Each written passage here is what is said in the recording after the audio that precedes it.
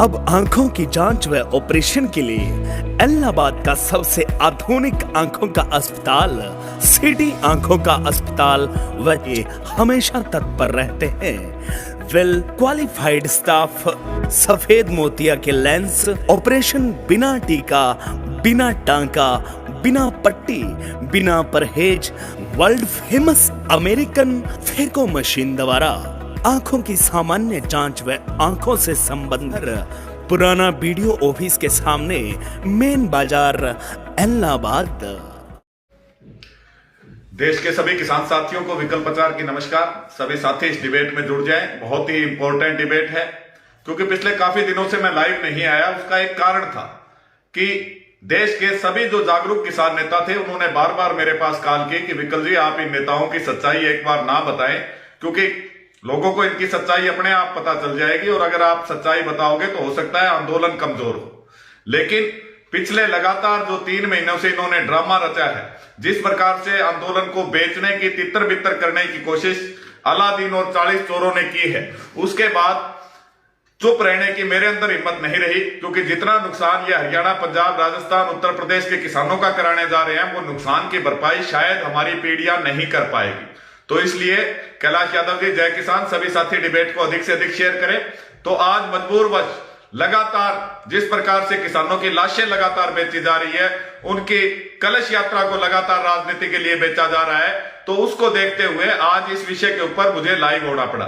तो जो भी साथी डिबेट में जुड़ते थे, और एक विशेष अनुरोध है कि कोई साथी यदि किसी नेता का अंधभक्त हो तो वो इस डिबेट में ना जुड़े, क्योंकि जिस प्रकार मोदी के अंधभक्त होते थे, इस आंदोलन के बाद बहुत सारे किसान नेताओं के अंधभक्त पैदा हो गए हैं, जो सच्चाई सामने देखते हुए भी मानने को तैयार नहीं है और अपने नेता के खिलाफ कुछ खुलकर सुनने को तैयार नहीं है। तो साथियों, जिसमें सच्चाई सुनने की हिम्मत हो वो इस डिबेट में जुड़े। हमारी जो गलतियां, हमारे साथी लगातार मजबूती से रहे, लेकिन 26 जनवरी के बाद आंदोलन को बेचने की साजिशें थी, वो धीरे धीरे शुरू हो गई।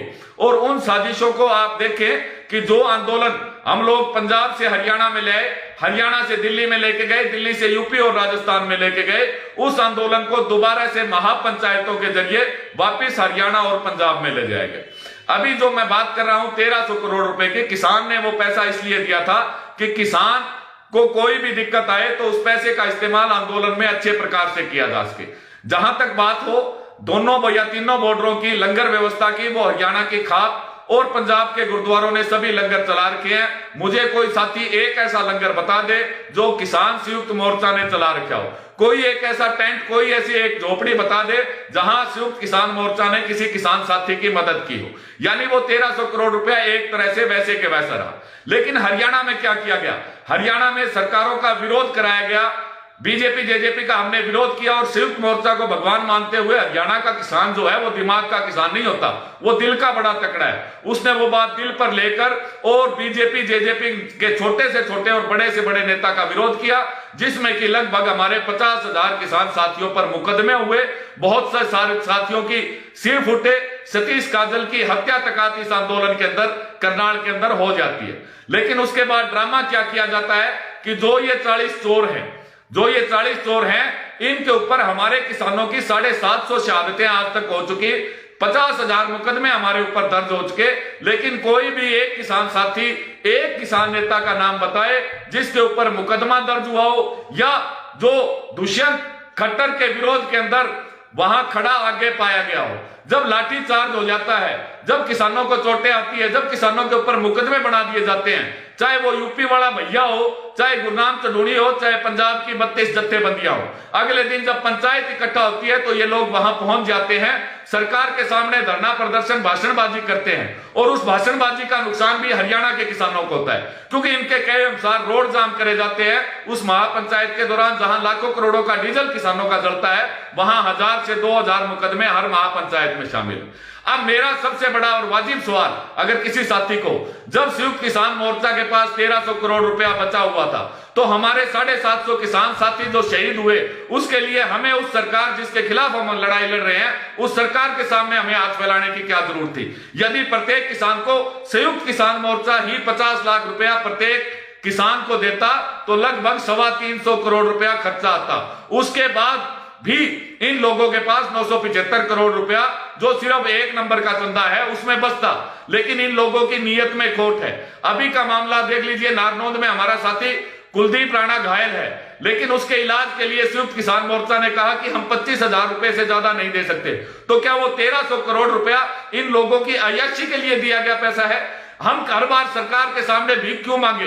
हम क्यों कहे कि हमारा साथी, जब भी दो फौजें लड़ती है, दोनों फौजों को पता है कि आमने सामने की जब लड़ाई होगी तो उसमें शहादतें निश्चित तौर पर होगी। शहादतें होगी तो उसकी शहादतों का नुकसान हम दूसरे से नहीं मांगेंगे। हमारा अगर फौजी कोई शहीद हुआ है तो उसकी शहादत की कीमत हम उसके परिवार को अदा कर देंगे। लेकिन किसी भी साथी ने, जिस प्रकार हम 26 नवंबर को दिल्ली में गए थे, इसलिए गए थे क्योंकि मोदी जवाब दे नहीं था, मोदी किसी का जवाब नहीं देता था। आज वही हालात हरियाणा के किसानों की हो चुकी है। हरियाणा का किसान लड़ने भिड़ने को तो तैयार है, लेकिन संयुक्त किसान मोर्चा के नेताओं से सवाल नहीं करना चाहता।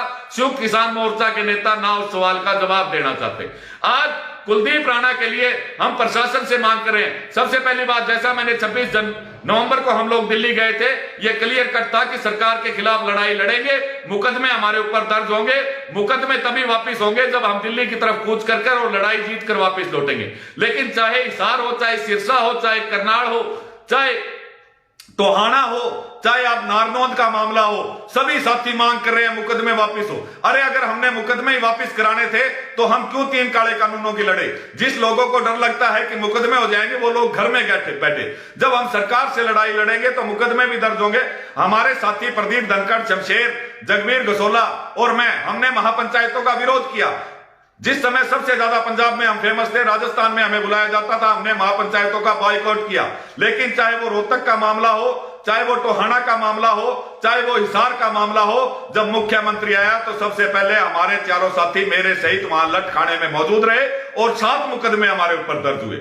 हम भी इन लोगों की तरह पार्टियों की, राजनेताओं की चमचागिरी करके और आंदोलन को बिखेर सकते थे। अब बात आती है, एक एक करके सभी नेताओं की सच्चाई आज खुल के खोलूंगा, चाहे आप मुझे गाली निकाले, कुछ करें। एक एक किसान नेता की सच्चाई, जिसको शक हो वो मेरे फोन पर बात कर सकता है। सबसे पहले हरियाणा के किसान ये कहते हैं कि पंजाब की जत्थेबंदियां बड़ी एक है, हरियाणा वाले आपस में लड़ते हैं, पंजाब की जत्थेबंदियां आपस में नहीं लड़ती।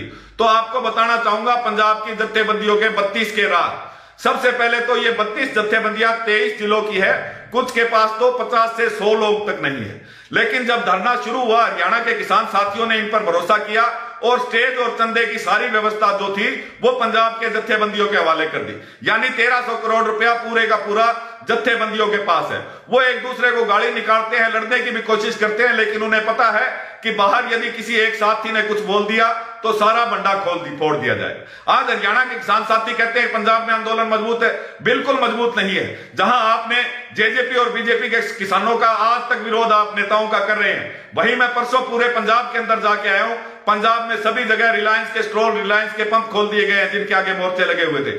जितने भी टोल है उनके ऊपर 3 से ज्यादा आदमी नहीं बैठे हुए, क्योंकि ये लोग 32 के 32 लोग अमरिंदर की फंडिंग, अमरिंदर द्वारा कांग्रेस की सरकार रिपीट कराने के लिए यह आंदोलन शुरू किया गया था और ये लोग पंजाब में ही बैठना चाहते थे। वो तो हमारे हरियाणा के किसान साथियों ने बैरिकेड तोड़कर इन्हें दिल्ली में आने पर मजबूत किया। जब तक अमरिंदर सरकार में रहा, आज सारे ये 32 के 32 जत्थेबंदियां कहती है कि सरकार अमरिंदर से बात करे, हमसे बात ना करे। तो सरकार ने इनकी कमजोरी पर